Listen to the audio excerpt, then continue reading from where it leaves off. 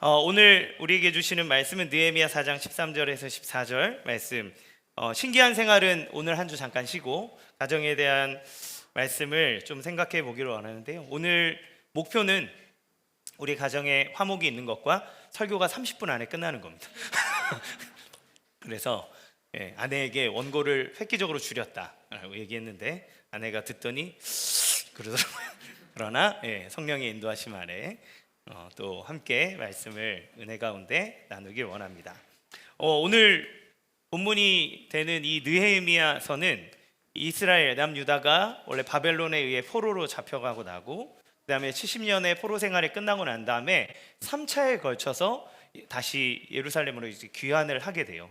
그런데 처음에 학사 에스라를 통해서 1차 귀환이 이루어지고 스룹바벨과 에스라를 통해서 예루살렘 성전을 짓고 그들이 살기 시작했는데 그 포로 귀환 후 성전을 세우고 신앙생활을 했지만 성벽은 다 무너지고 없는 거예요. 성벽이 무너지고 없으니까 어떤 문제가 생길까요? 외부에서 공격이 올 때마다 그것을 막아낼 길이 없는 거죠. 그래서 이 당시에 느헤미야는 페르시아 황제의 총애를 받고 있어서 술 맡은 관원장, 그러니까 황제의 술을 담당한다라고 하는 건 그의 총애를 받고 그에게 모든 것을 맡길 수 있는 아주 높은 고위직이었거든요. 그런데 페르시아의 고위 간직을 맡고 있던 느헤미야가 예루살렘이 늘 공격을 받고 회파되고 있다는 소식을 듣고 가슴 아파하며 하나님 앞에 기도하던 중에 황제로부터 허락을 받고 그 예루살렘의 성벽을 재건하기 위해서 그쪽으로 파견을 가게 되는 이야기. 그래서 예루살렘으로 돌아와 성벽을 건축하고 이 예루살렘 성을 견고하게 하는 그 일을 하는 것이 이 느헤미야의 줄거리입니다. 오늘 본문의 배경은 이 성벽을 막 쌓고 있고 성벽이 연결되고 높이를 어느 한 절반 정도 쌓았을 때 나타나는 이야기인데, 이 이스라엘 사람들이 성벽을 쌓기 시작하니까 주변에 있는 나라들이 싫어하겠죠. 왜냐하면 이 나라가 다시 굳건해지고 자기들이 마음껏 거기를 약탈할 수 없기 때문에 그것을 싫어했습니다. 그래서 사마리아에 있는 산발락과 도비아, 그리고 주변에 있는 아라비아, 암몬, 아스돗 사람들이 그것에 대해서 싫어하고 그것을 방해하기 위해 일어나요. 그것을 막 방해하기 시작합니다. 페르시아 왕제에게 서신을 넣어서 이것이 당신을 배신하기 위한 방법입니다 라고 하는 것들을 넣기도 하고 그들을 공격해서 공경에 처하기도 합니다. 지금 오늘 본문에 있는 배경은 이 사람들이 같이 일어나서 한 번에 공격해서 이 성벽 재건의 과정을 무산시키려고 하는 게 이들의 계략이에요. 이거는 우리에게 어떤 교훈을 줍니까? 여러분, 우리가 예수 그리스도를 믿고, 그러니까 성전이 세워졌다는 건 우리가 예수님을 믿고 신앙생활을 하기 시작했다는 것을 상징하죠. 우리가 신앙생활을 한다 할지라도 우리의 삶에 끊임없이 영적 전쟁이 치러지고 있다는 것을 보여줘요.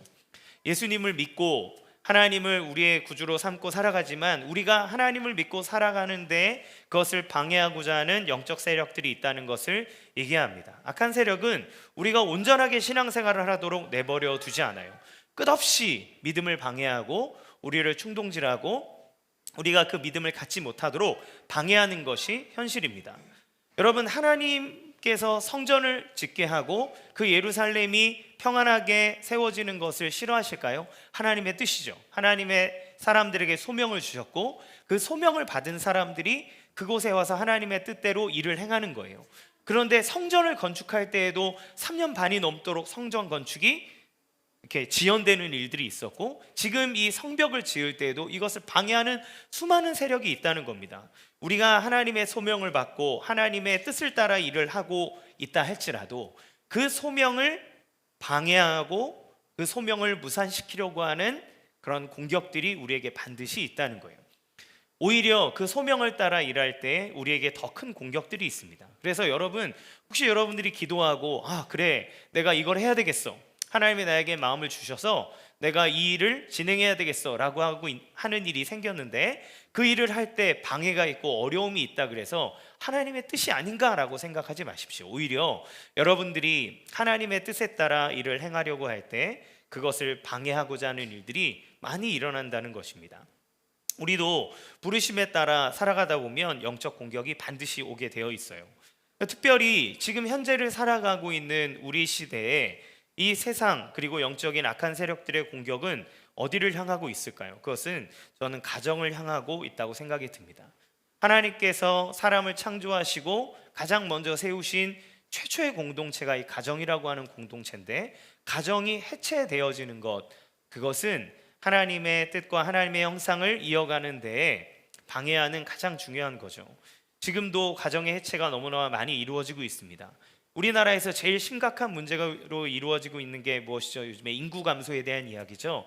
얼마 전 뉴스에서 보기를 시골이나 지방에서 이제 인구 감소가 많이 일어나는 걸로 생각을 했는데, 서울에 있는 학교에서도 초등학교가 이제 폐교하는 학교들이 생기고 있더라고요.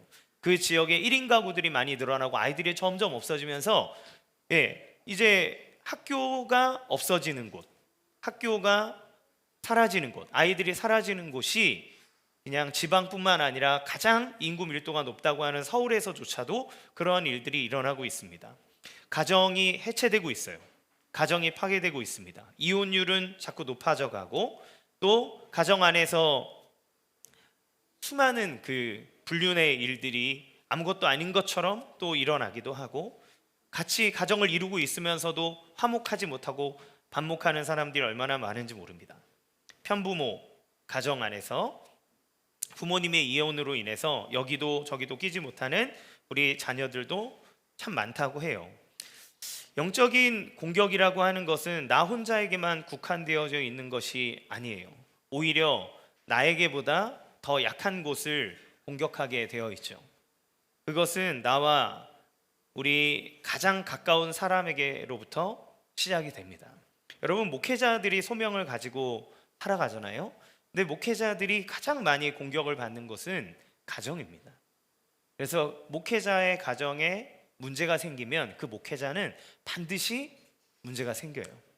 그래서 예전에 저희 이인호 목사님께서 분기에 한 번 꼴로 항상 뭐라고 얘기하냐면, 너의 사모와 친밀해라. 영적으로도 육체적으로도 정서적으로도 친밀해라. 너의 가장 친밀한 대상을 너의 아내로 두어라. 이게 무너지면 너의 사역이 다 무너진다. 왜냐하면 목사들은 필연적으로 여자 성도들과 많이 이제 관계를 맺게 되잖아요. 성경 공부도 하게 되고 알게 되고. 그런데 제가 제 아내에게 정서적으로 또 육체적으로 또 모든 그 영적으로 친밀해지지 않으면 언제든지 우리의 마음속에 악한 영이 틈타서 우리로 하여금 하나님의 뜻이 아닌 잘못된 길로 걸어가게 할 수 있기 때문에 그렇습니다. 그러므로 나 하나 있을 때는 사실은 크게 문제가 되지 않지만, 우리가 가정이 함께 있다는 것은 나의 연약함들을 또 노출시키는 그러한 일들이 되기도 해요. 크리스찬의 가정도 마찬가지죠. 가정이 온전히 서지 않으면 그 한 사람이 온전히 서지 못하게 됩니다. 왜냐하면 나와 뗄래야 뗄 수 없는 것이 가정이기 때문에 그래요. 여러분, 수련회 갔다 오거나 집회를 갔다 오거나 그래서 은혜 막 충만해져서 막 세상에 이제 두려울 것이 없어지고 막 하나님의 은혜가 가득하고, 마치 변화산에서 예수님이 변화된 것을 본 것처럼 막 은혜를 가득 품고 왔을 때 내 이 받은 은혜를 다 쏟아내게 하는 게 누굽니까? 우리 가족이에요. 그래서 저도 막 수련회 갔다 오고 나면 엄마가 막 잔소리하면 받았던 은혜를 그냥 다시 엄마 왜 그래? 이러면서 그동안 열심히 기도했던 모든 은혜들 다 쏟아져 버리고, 또 여러분들이 기도하고 오면 내 배우자가 갑자기 아이고 그래 그러고 와서 너는 뭐 어쩌냐 이러면서 판단하는 말 들으면 받았던 은혜들 다 쏟아져 버리고, 항상 우리를 충동하고 우리의 약점을 아는 사람들이 또 가족이기에 그런 부분들이 있죠. 가정을 무너뜨리려는 악한 세력의 공격에 대해서 우리는 어떻게 해야 될까요? 오늘 성경은 단호하게 싸우라고 얘기합니다. 하나님은 느헤미야를 통해서 백성에게 말씀하셨어요. 너희 형제와 자녀와 아내와 집을 위하여 싸우라. 그러니까 형제와 아내와 남편과 자녀와 싸우는 게 아니라 그들을 위해서 싸우라는 거죠. 우리는 우리가 싸워야 될 대상을 이렇게 분명하게 알아야 합니다. 따라서 성경은 오늘 우리에게 믿음의 선한 싸움을 할 것을 요구하죠. 에베소서에서 바울은 전신갑주를 입으라고 우리에게 얘기합니다. 괜찮아요. 그냥 있으셔도 됩니다. 여러분들은 우리 아이들과 함께 예배할 때 아이들이 얘기해도 그냥 너무 신경 안 쓰셔도 돼요. 애들은 말하는 게 자연스러운 겁니다. 저에게 그냥 집중하시면 됩니다. 자, 그러면 우리는 무엇을 위해서 싸워야 하는가? 첫 번째, 질서의 회복을 위해서 싸워야 됩니다. 14절 말씀에 이렇게 돼 있어요. 너희는 그들을 두려워하지 말고 지극히 크시고 두려우신 주를 기억하고, 이렇게 돼 있습니다. 먼저 가정의 질서를 위해서 가장 먼저 알아야 되는 게 뭐냐면 하나님이 우리 가정의 주인 되심을 아는 것이 중요합니다. 우리는 삶을 살아가며 하나님보다 더 사랑하는 것을 보여요. 그래서 하나님보다 더 사랑하는 것을 두려워하고 또 그 사랑하는 것을 잃어버릴까 봐 두려워하는 이 두 가지 두려움을 갖고 있습니다. 그런데 이 두 가지 모두는 우리가 하나님이 주인 되시고 우리 가정을 책임지신다는 것을 믿을 때 해결할 수 있어요. 부부 사이에 서로가 집착해도 하나님을 생각하지 못할 수 있고, 부모님을 공경하는 것이 마땅하지만 그 부모에 대한 공경이 지나쳐 버리면 또한 그보다 하나님을 더 우선시하여 그들이 우상이 될 수 있습니다. 자녀에 대한 사랑이 과도하면 그 자녀가 하나님보다 더 소중해지죠. 그것을 집착이라고 합니다. 그러면 그 집착하는 것은 우리의 우상이 되고, 그 우리의 하나님이 아닌 것을 우리의 신, 우리의 우상, 가장 사랑하는 것으로 삼으면 우리는 반드시 그것에 의해서 끌려가는 삶을 살 뿐만 아니라 그것에 의해서 실망하게 된다는 거예요. 가정이 우상이 되지 않게 하는 것이 중요합니다.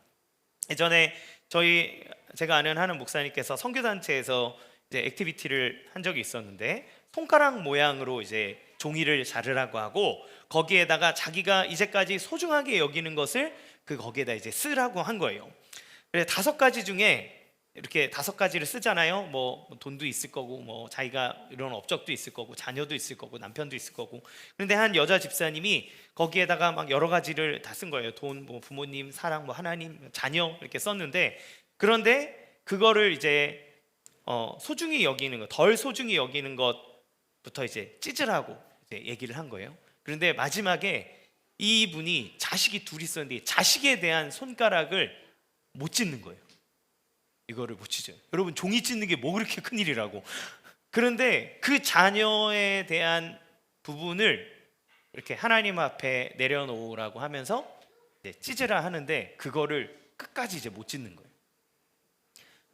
근데 우리 사실 생각해보면 내 손가락을 떼내는 것도 아니고 종이에서 찢어내는 건데, 그러니까 그만큼 그 자녀에 대한 집착이 크고 너무나 놀랍다는 걸 알 수 있죠. 여러분, 아브라함에게 하나님께서 100세에 난 아들 이삭을 자기에게 바치라고 했습니다.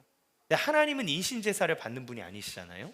그럼에도 불구하고 하나님은 아브라함에게 너의 아들 이삭을 제물로 나에게 바치라고 얘기했습니다. 왜 하나님은 그러한 명령을 내리셨을까요? 하나님은 가정을 파괴하기 위해서가 아닙니다. 그 가정을 살리기 위해서예요. 그런데 아브라함과 이삭이 다 같이 사는 방법은 무엇이냐면, 아브라함이 100세에 낳은 아들 그 이삭을 에게 집착하지 않는 것이 그 가정이 사는 방법이에요. 야곱의 가정에 야곱이 라헬의 자식들을 집착합니다. 요셉에게 집착하고 그리고 베냐민에게 집착하죠. 그 가정이 어떻게 됩니까? 그 12형제가, 나머지 10형제는 아버지에 대한 심각한 결핍함을 갖게 되고 자기들은 받아들여지지 않았다라고 하는 상처 속에 가정이 막 해체되고 서로 싸우고 서로 팔아먹고 죽이는 일들이 그 가정 안에 일어나요. 가정이 온전하게 세워지는 것은 가정의 주인이신 하나님을 소중하게 여길 때 가능합니다.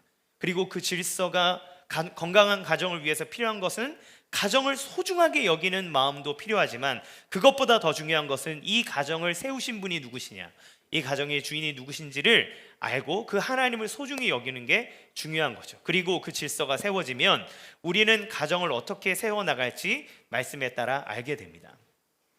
그것은 몇 가지 살펴보기 원하는데요. 첫 번째는 하나님의 말씀 안에서 가장의 권위를 세워야 된다는 거예요.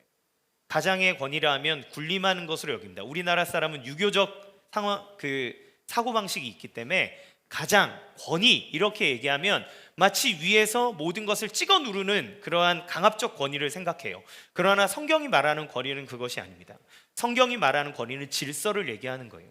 하나님께서 남편을 그 가정의 가장으로 세우셨을 때 그가 무소불위의 권력을 갖게 하고 그가 마음껏 모든 것을 결정하도록 하기 위해서 세운 것이 아니라 그 하나님께서 세상을 다스리시고 세상을 이끌어가는 데 필요한 질서를 주셨듯 가정이 온전하게 하기 위한 질서를 그에게 주신 겁니다.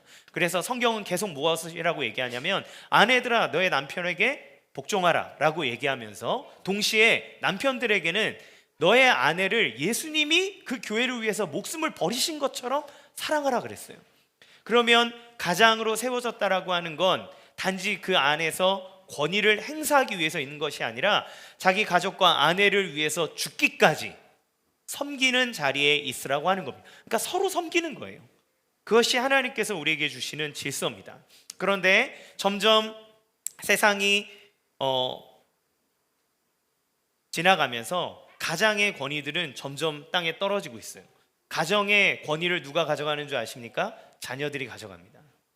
모든 것이 자녀 중심으로, 모든 것이 자녀를 향하여 생각하다 보니 가정에서 가르쳐야 될 것 그리고 세워야 될 질서를 생각하지 않고 가정의 자녀가 최고의 자리에 앉게 되므로 그 잘못된 일들로 인하여 그 아이들은 질서를 알지 못하게 되는 거죠. 하나님은 질서를 세우기에 가장을 분명하게 세울 것들을, 가장을 섬기고 그들의 권위를 세워줄 것들을 이야기합니다. 따라서 가장은 자기 가정의 영적 분위기를 위해 늘 섬기고자 하는 마음을 가져야 하고, 그리고 아내는 그 가장을 위해서 세워줄 뿐 아니라 기도해야 합니다. 그리고 자녀들은 자기의 부모에 대해서 존중하고 그 부모를 세울 줄 아는 질서를 가져야 하는 거죠. 그런 의미에서 두 번째, 부모를 공경하는 것은 매우 중요합니다. 하나님께서 축복을 주신 첫 번째 계명이 무엇이냐면 내 부모를 공경하라는 거예요. 왜 하나님은 십계명에서 내 자녀를 사랑하라고 하는 계명은 안 주셨으면서 내 부모를 공경하라고 하는 계명을 주셨을까요? 그것은 사람이 본능적으로 자기에게서 태어난 자녀를 향해 사랑이 내려가기 때문에 그래요. 그거는 본능입니다. 그래서 하나님은 의도적으로 너의 부모를 생각하고 그 부모를 공경할 줄 알으라고 명령하셨어요. 그것이 약속을 주신 첫 번째 계명으로서 반드시 그렇게 해야 된다는 거죠. 그런데 우리가 이 자본주의 세상을 살아가면서 먹고 사는 문제가 너무너무 중요해지고 점점 삶을 살아가는 게 빡빡해지다 보니 이제 부모는 자녀를 위하는 것이 너무너무 당연해졌고 자녀의 인생을 책임지기 위해 자기의 모든 인생을 걸다 보면 어떤 일들이 발생하게 되냐면 나의 부모를 공경해야 될 대상으로 삼는 게 아니라 그 부모님이 자기의 인생의 발판으로 여기는 경우들이 많아졌다는 거예요. 우리 부모님이 내 아이를 봐주는 것이 당연하다고 여기는 겁니다. 당연하지 않습니다, 여러분. 어쩔 수 없이 세상이 너무 어렵고 여러분이 또 맞벌이를 해야 되고 여러분을 위해서 부모님이 헌신하고 함께 그 사랑을 주시는 것이지만 자녀는 그 부모가 키우는 거지 그 할머니가 할아버지가 키우는 게 아닌 거거든요. 그러나 세상을 살아갈 때 우리에게 그 사랑으로 도움을 주시고 우리에게 그 사랑을 베풀어 주시는 부모님의 은혜에 대해서 감사할 줄 아는 마음을 가져야 하고 그리고 그것을 당연하게 여겨서는 안 된다는 겁니다. 근데 어느덧 젊은 세대의 자녀를 가진 사람들은 그 부모가 자기를 위해서만 존재하는 것처럼 당연하게 여기고 그것에 대해서 감사하는 마음을 갖지 못하는 경우들도 많죠. 이것들은 우리가 믿음 안에서 생각해 봐야 될 문제입니다. 여러분의 부모님을 마음 다해 공경하십니까? 여러분 마음 다해 그분들을 존경하십니까? 혹여나 여러분의 마음과 여러분의 생각에 양이 안 차는 것 같은 부분이 있어서 그 부모님을 때로는 무시하거나 때로는 존경하지 않는 마음을 갖지 않은 때는 없으셨습니까? 그러나 저도 늦게 결혼하고 자녀를 가져보니 그저 낳아주신 것 하나만으로도 너무너무 존경할 만하고 너무너무 사랑할 만한 것이 우리 부모라고 하는 것입니다.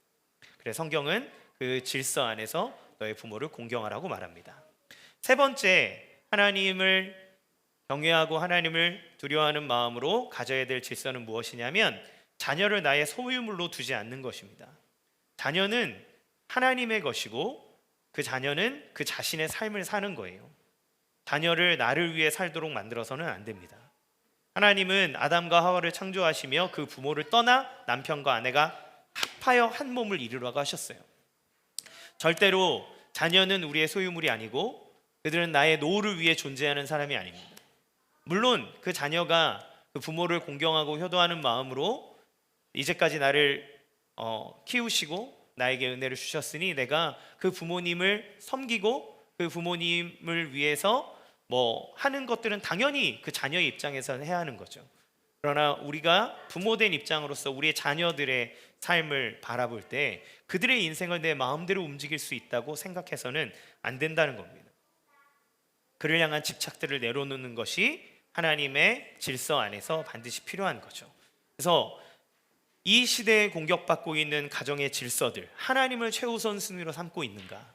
우리 가정의 가장을 온전하게 세워주고 있는가?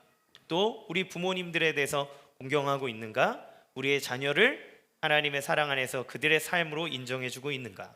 우리는 이러한 것들을 생각해 보는 것이 너무너무 중요한 것 같아요. 이러한 가치관과 성경적인 의미 안에서 우리는 하나님의 말씀을 따라 세상의 문화와 또 이러한 잘못된 그런 가치에 대해서 우리는 싸워야 할 것입니다. 두 번째는 우리의 가정을 위해서 싸워야 됩니다. 14절 하반절에 이렇게 돼 있어요. 너의 형제와 자녀와 아내와 집을 위해서 싸워라. 이 가정을 위해서 싸워야 되는 첫 번째는 무엇이냐면 가정의 화목을 위해서 싸워야 합니다. 4장 3절 말씀에 이렇게 얘기해요. 저들의 건축하는 성벽은 여우가 올라가도 곧 무너지리라. 이렇게 사람들이 얘기합니다. 주변의 대적자들이 이 성벽 건축하는 것을 보고 막 놀리면서 얘기하는 거예요. 여우가 올라가도 무너질 정도로 허술하다, 막 얘기하는 거죠. 여러분, 악한 세력이 우리를 기만하고 우리를 향해서 공격할 때 어떻게 공격할까요? 여러분, 공격은 가장 연약한 부분을 향합니다.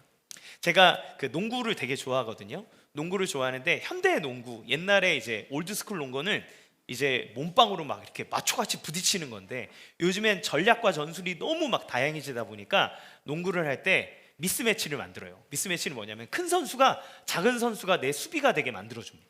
그리고 공격을 해요. 그러니까 약점을 집요하게 공격하는 거예요.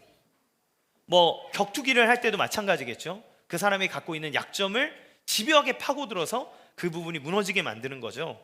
우리가 영적 전쟁을 하고 우리에게 싸움이 누군가 걸어올 때는 우리의 연약한 부분을 가지고 조롱하고 공격합니다. 우리 가정의 연약한 부분이 부끄럽게 여겨질 때가 있죠. 그것은 언제 옵니까? 하나님께서 우리에게 주신 것들에 대해 만족하지 못할 때 그 만족하지 못하는 부분이 우리 가정의 가장 큰 약점이라는 거예요. 시편 16편 6절에는 이렇게 얘기합니다. 같이 읽어보겠습니다. 시작. 내게 줄로 재어준 구역은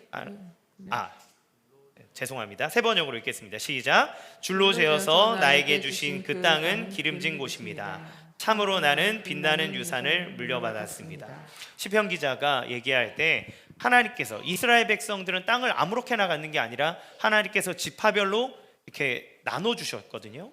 그러면 줄로 재어서 나에게 주신 그 땅이 기름진 곳이고 나는 빛나는 유산을 물려받았습니다 라고 얘기하는 거예요. 그러니까 저 지파는 저 땅을 받았고 저 지파는 저 땅을 받았는데 난 왜 여기야? 라고 비교하는 것이 아니라 이 땅을 하나님이 나에게 주셨으니 이 땅은 하나님이 나에게 주신 것이므로 완전하고 아름답고 윤택한 곳입니다라고 그 땅을 향한 만족한 마음이 있어야 된다는 거예요. 하나님께서 나에게 주신 것에 대해 만족하지 못하고 비교하는 삶은 늘 우리를 불행하게 만듭니다. 여러분, 부모님을 비교한 적 없으십니까? 친구 집에 갔는데 자기 친구 어머니가 해주는 모습을 보고 우리 부모와 비교한 것. 배우자를 비교하지 않으셨습니까? 저 남편은, 저 아내는 남편에게 이렇게 해주는데 저 사람은 자기 부인에게 이렇게 해주는데 나는 왜 이래? 라고 하면서 상대방의 배우자와 나의 배우자를 비교하시지는 않으셨는지요? 혹시 여러분의 자녀를 비교하지는 않으셨습니까? 우리 제일 많이 듣는 얘기 있잖아요. 제일 무서운 사람, 옆집 엄마 친구, 엄마의 아들. 수도 없이 듣는, 걔는 어떻게 하는데 너는, 이런 수많은 비교 속에 경제적인 부분을 비교하지는 않으신지요? 집에 평수를 두고 비교하고 계시지는 않으신지요? 다락방 모임을 하다 보면 저희가 집으로 가게 되잖아요. 근데 집으로 가게 될 때 믿음이 연약한 사람들이 갖는 가장 큰 어려움들은 무엇이냐면 큰 집에 한번 가서 그 집에 큰 것을 보고 나면 우리 집으로 초대하기를 부끄러워하고 집에 와서 그 다음부터 싸움이 일어난다는 거예요. 근데 우리의 자랑은 그것에 있지 않습니다. 나에게 주신 그 자리가 하나님이 우리에게 주신 보금자리고 우리가 누려야 될, 지금 누릴 수 있는 가장 중요한 자리라고 하는 거예요. 여러분, 독신은 나쁜 것은 아닙니다. 그러나 자신의 행복만을 위해서 하고자 하는 독신, 물질에 대한 염려로 인해 선택하는 독신, 그리고 철저히 자기를 우상화함으로 하는 독신은 하나님 앞에서 점검해 봐야 하는 거죠. 끝없이 남과 비교하면서 저 사람은 결혼하는데 저 평수에서 시작하고 저런 사람을 만나고 저런 사람을 만나는데 왜 나는 그 기준에 합당한 사람을 만나지 못한가? 라고 끝없이 비교하는 마음을 갖고 있다면, 그러면 우리는 하나님 앞에서 우리의 삶의 모습을 점검해 봐야 된다라고 하는 거예요. 한 권사님이 계셨는데, 60이 되시는 권사님이 계셨는데, 그 권사님의 부모님께서는 딸을 결혼시키면서 잘 사는 집에 시집 보내고서 먹고 사는 고민을 안 해. 은유야, 엄마한테 가거라. 제 딸입니다.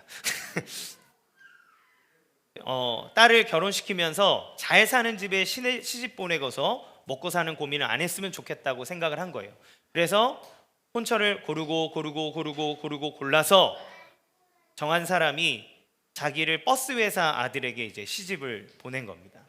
그래서 행복하셨어요? 얘기했더니 이 사람이 갖고 있는 재산은 너무나 많고, 근데 자기의 남편이 신앙생활을 하지 않으니 자기도 신앙생활을 할 수 없고, 신앙생활을 하지 않는 가치관이 충돌하니 그 가치관의 충돌 때문에 자기의 평생에 머리 아프고 골머리에 썩는 인생을 살았노라고 얘기했다는 거예요. 복음 안에서 하나가 되고 믿음 안에서 사는 것이 얼마나 행복한지 모르는 일입니다. 그런데 우리는 단지 경제적인 것 한 가지, 물론 경제적인 것이 중요하지 않다는 것은 아닙니다. 중요한 부분이죠. 그러나 그것이 우리에게 가장 큰 기준점이 되고 그것으로 인해서 사람들과 판단하고 우리의 인생의 모든 것들을 결정해 버린다면 사실 그것보다 더 중요한 것들을 우리는 잃어버리고 살지 몰라요. 성경적인 만족함이라고 하는 것, 우리는 그러면 오해하는 경우가 있는데, 그러면 하나님이 나에게 주신 것을 만족하고 살면 그 자리에 안주하라는 말입니까? 라고 생각할 수 있어요. 그러나 성경적인 만족함은 안주하는 것을 의미하는 것이 아닙니다. 하나님께서 우리에게 주시는 더 멋진 삶을 늘 사모하기에 지금을 누리고 감사하고 살으라고 하는 거죠. 지금에 대해서 안주하고 눌러 있어라 라고 하는 것이 아니라 하나님께서 우리에게 주실 더 나은 삶, 그리고 우리의 생명이 끝나는 그 순간에는 하나님 나라라고 하는 천국이라고 하는 더 멋진 삶이 있기에 우리는 늘 하나님 안에서 기쁨과 감사함으로 하루를 최선을 다해 살아가는 삶을 얘기합니다. 그런데 우리는 늘 비교함, 그리고 우리 안에 갖지 못한 것들로 인해 우리에게 주시는, 우리가 하나님 안에서 누려야 될 마땅한 화목함, 행복함을 누리지 못할 때가 있다는 거죠. 두 번째, 우리가 가정을 위해서 싸워야 할 것이 있다면 가정의 구원을 위해서 싸워야 합니다. 우리 느헤미야서 4장 10절 말씀 같이 읽어보겠습니다. 시작. 유다 사람들은 이르기를 흙무더기가 아직도 많거늘 짐을 나르는 자의 힘이 빠졌으니 우리가 성을 건축하지 못하리라 하고. 이 유다 사람들 사이에 이런 노래가 퍼진 거예요. 흙더미는 아직도 산더미 같은데 짊어지고 나르다 힘이 다 빠졌으니 우리 힘으로는 이 성벽을 다 쌓지 못하겠다, 이렇게 한탄하는 거죠. 여러분, 믿지 않는 가족들에게 전도하는 일, 믿지 않는 가족들에게 복음을 전하기 위해서 애쓰는 분들의 마음은 이런 마음과 같은 것 같아요. 시간이 걸리고 힘이 빠집니다. 그렇게 전하고 그렇게 사랑을 주고 그렇게 섬기고 그렇게 마음을 다했는데도 마음을 미동하지 않는 모습을 볼 때면 정말 좌절해요. 사실 복음을 전하고 성도들이 함께 교회로 이끌어오는 것, 교회에서 전도 한 사람당 10만 원 줍니다. 인센티브 막 껴서 10명 이상 데리고 오는 사람한테는 100만 원 줍니다. 이런 거 하나요? 아무것도 주는 거 없잖아요. 그렇죠? 사실 우리가 전도하는 이유는 딱 하나입니다. 내가 예수를 믿었더니 그 예수가 너무 좋고 그리고 내 마음에 삶의 행복이 찾아오고 진정한 인생의 가치를 알게 되고, 그리고 내가 영생을 얻었다는 그 감사와 기쁨이 너무나 크기에 그러게 가장 사랑하는 사람이 내가 누리는 행복을 누렸으면 하는 마음이죠. 여러분, 옆에 있는 사람이 심각한 질병에 걸렸는데 내가 그 병에 걸렸다가 어떤 일들을 통해서 그 병이 나음을 받았어요. 그러면 그 치료 방법 알려주지 않습니까? 그쵸? 내가 이걸 해봤더니 낫더라. 내가 이걸 해봤더니 좋더라. 어느 병원에 가서 어떤 교수님한테 진료를 받았더니 그분이 진짜 전문가더라 라고 하는 얘기를 아픈 사람한테 해주잖아요. 왜요? 그 사람이 나았으면 좋겠으니까. 우리가 복음을 전하는 이유는 무엇입니까? 사실 아무것도 교회에서 주는 것도 없고 아무것도 하는 것도 없지만 내가 그 예수를 믿으니 너무 좋고, 내 인생의 죽음이라고 하는, 그리고 절망이라고 하는 모든 문제가 그리스도 예수 안에서 해결되어지는 것들을 맛보았으니 너도 그 행복 안에 들어왔으면 좋겠다라고 하는 것이 그 전도하고자 하는 사람들의 마음이죠. 누구에게 전하겠습니까? 가장 사랑하는 사람이죠. 나의 남편, 아내, 나의 자녀, 나의 부모님, 나의 형제, 나의 친구, 그들을 향하죠. 그러나 그렇게 친한 사람들일수록 사실 이 복음을 전하는 것이 너무너무 어렵습니다. 왜냐하면 그들은 나의 연약함도 알고 나의 약점도 알고 나의 부족함도 알기 때문에 그래요. 그래서 우리는 늘 좌절하고 힘들어합니다. 그리고 우리의 자녀들 믿음으로 이끌어가고 믿음으로 세우고 믿음으로 양육하고 싶어 하지만 품 안의 자식이기에 이들이 내 품을 떠날 때면 내 마음대로 안 된다는 것 우리 다 알고 있습니다. 그러면 우리는 어떻게 할까요? 포기해야 됩니까? 그렇지 않다는 겁니다. 우리의 가정의 온전한 구원을 이루기 위해서 우리는 포기하면 안 됩니다. 기도해야 돼요. 그리고 우리의 부모와 형제들에게, 우리의 자녀들에게 복음을 전하고 그들을 신앙으로 가르치고 끝까지 교육해야 됩니다. 우리가 가정을 위해 싸울 가치가 있다고 결정할 때 하나님께서도 우리를 위해 싸울 겁니다. 하나님께서 그 음성에 반드시 귀를 기울이시고 이끌어 주실 거예요. 그래서 여러분의 남편을 포기하지 마십시오. 여러분의 아내를 포기하지 마십시오. 여러분의 자녀를 포기하지 마십시오. 여러분의 부모님을, 사랑하는 친구들을, 친척들을 포기하지 마십시오. 그 시간들은 오래 걸립니다. 왜냐하면 가장 가치 있는 일이기 때문에 그래요. 그러나 여러분들이 하나님 앞에 기도하며 끝까지 그 일들에 대해서 실천하고 나갈 때 하나님은 여러분의 기도에 반드시 응답하실 줄로 믿습니다. 결론을 맺겠습니다. 세 가지를 적용하면 좋겠어요. 뭐냐면 우리의 가정에 하나님이 주인이심을 알고 그것을 선언하고 그것을 위해서 여러분 가정 예배를 드리면 좋겠습니다. 일주일에 한 번이어도 괜찮습니다. 여력이 되시는 가정은 매일 하셔도 좋은데 제가 매일 하고 있지 않기 때문에 여러분에게 매일 하라고는 말을 못하겠습니다. 사실은 목회자 가정이 가정 예배들이 제일 어려워요. 아이들과 시간 맞추기도 어렵고 제가 늘 말씀 준비하고 뭐 이렇게 하느라. 그렇지만 이것이 너무너무 중요한 것이기 때문에 만약에 혼자이십니까? 그러면 혼자서도 하십시오. 괜찮습니다. 한 명이어도 괜찮습니다. 일주일에 한 번이라도 여러분 우리 가정의 주인이 하나님이십니다. 그리고 하나님이 우리 가정을 사랑하십니다. 우리의 가정을 축복해 주십시오 라고 하는 마음으로 가정 예배를 드리면 좋겠습니다. 두 번째로 여러분의 가정의 구원을 놓고 기도하십시오.